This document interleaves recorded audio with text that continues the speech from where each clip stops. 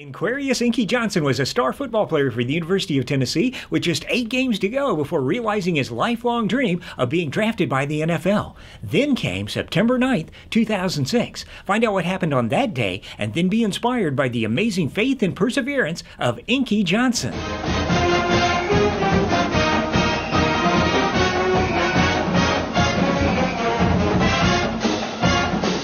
Inky Johnson, thanks for joining us today from your home in Georgia via Skype. We are so excited to have you as our keynote speaker for ISE 2016 in Orlando, Florida. Well, let's start off by talking about your childhood. I know that you grew up in poverty, but did you have any role models in your life to help you set and achieve some of your goals during your childhood? Oh, absolutely. I grew up in Atlanta, east side of Atlanta. My mother had me when she was 16 years old. Grew up in a 2-bedroom home, 14 people.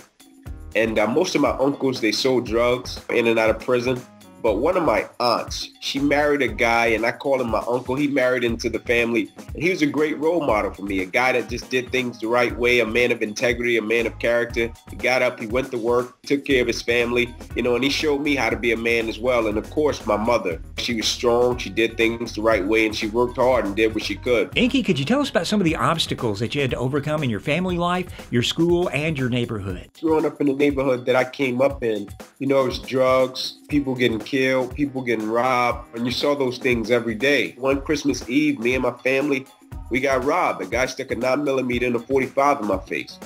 And so going through those things, you always was faced with a decision to make. And that decision could have sent me the wrong way in life or could have sent me the positive way. And I just chose to take the positive route and learn from the mistakes of others. There's a quote that says, learn from the mistakes of others. You can't make them all yourself. And so I always saw the end of people's decisions and choices. And so I took those lessons from their decisions and choices and applied them to my life. So Inky, just how focused were you in becoming a professional football player and overcoming the cycle of poverty in your life? That was my number one goal, just to be honest. I wanted to go to the NFL. I felt as if God had blessed me with some talent to do that. And I got really close to doing that. But prior to that, I was the first one in my family to go to college. And I broke a generational curse in my family. And I had 3 cousins coming up after me, and all of those guys went to college, and we grew up in that same neighborhood. We slept on the same floor together. We grew up in that same house. And so it's very important for me to go to college just to show my family members, but also my peers in my community that you didn't have to sell drugs, man. You didn't have to join a gang. Ultimately, to honor the sacrifices that other people have made for you. In order for you to get to the point that you're trying to get to, you have to have something to live for that's greater than yourself. You did well in high school, both academically and in sports, went on to play football at the University of Tennessee. So what kind of a reception did you get when you showed up at UT, and how determined were you to make it in college football? It was kind of mixed. Some people were glad and happy that I had made it to the University of Tennessee. Then others, they looked at me as the small kid. And so people were kind of looking at me like, okay, is this guy really going to make it? I know he's a great athlete, but is he going to make it? Not only is he going to make it on the field, but also in the classroom. Can the guy handle it coming from where he comes from? And so when I got there, I think the love outweighed the bad. And what I mean by the love, the people that believed in me, Coach Foreman, he believed in me from day one. For the first time I met him, he said, I want to offer you a scholarship. I believe in you. I will see you in the summer.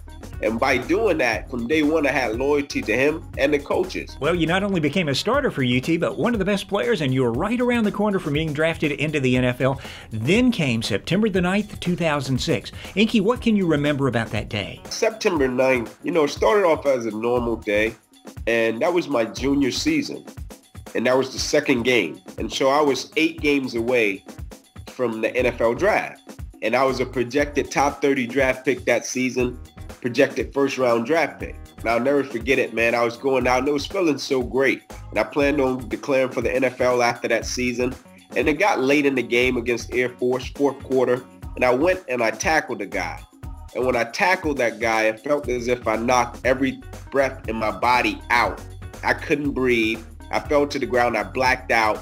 And I found myself in the emergency room fighting for my life that night. Now, after I found myself in the emergency room, there's a whole nother story, a whole nother journey that I'm going to be telling you guys about at the conference this summer that I can't wait to share with you all. Some amazing things happened. After your injury, you completed your bachelor's and master's at UT, and then you wrote your life story in 2011. Inky, what is the name of your book, and what parts of your life does it cover? The name of my book is Inky, An Amazing Story of Faith and Perseverance.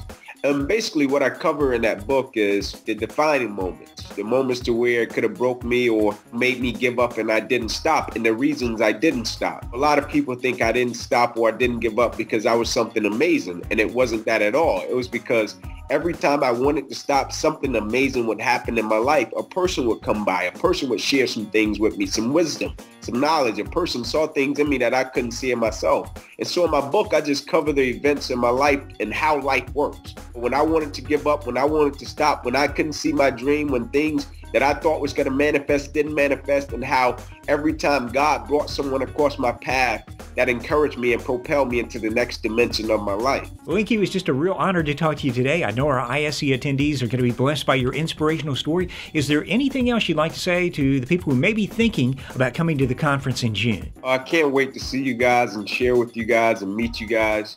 I'm really looking forward to the conference. If I could leave you guys with one thing, it would be my life verse, Jeremiah 29:11, which reads, "For I know the plans I have for you, declares the Lord, plans to prosper and not to harm you, plans to give you hope and a future."